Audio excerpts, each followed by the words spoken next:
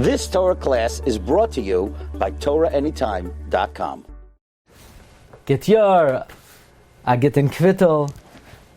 What did the Holy Chasam Sofer, what did the Holy Chasam Sofer do? How did he occupy himself between Yom HaKippurim and the Yom Tov of Sukkos?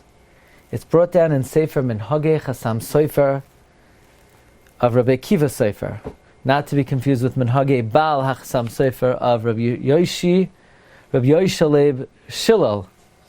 He says that Meroiv Devekos V'Avas Hashem, from the great Devekos and the love of Hashem that burned inside the Chasam Sofer during these days, he was mechaber in his youth shirim, song, to HaKadosh Baruch Hu. There's a Sefer, Shiras Moshe, that has all the songs of the Chasam Sofer. These songs were composed between Yom Kippur and Sukkos. The Chasam Sofer had such a burning love for HaKadosh Baruch Hu during this man that he didn't know what to do. He could only channel it into great song. It's interesting, the Chasam Sofer wrote a Haskama to the Malbim's Artzos HaChaim, and he writes on Yud Beis Tishrei in 1835, Tav Kuf Tzadi Hey, that he met the Malbim, but he didn't have enough time to really spend time with the Malbim, B'yomim HaKadoshim Halalu, because of the preparation for Sukkos. That it's brought in the notes in the Sefer Minhagei Chasam Sofer from he brings from Rabbi Shua Buxbaum, the Bezin of Galante. He said that from the great Kedusha Chasam Sofer, he cannot express his hislahavos only in shiuros v'tishbachos. However, this was in his youth. In his older years, his Kedusha was so great that he could not even contain his Avas Hashem in song, and then Loi Dumia Tehillah. His only way of expression was silence. Now, very important. Chasam Sofer writes in the Drashos, page Reish Lamed Daled, second column, in a drasha for Shabbos Hagadol in the year Tav Kuf Samach. Chasam Sofer says, why is Yom Kippur called Tzoyma Rabbah?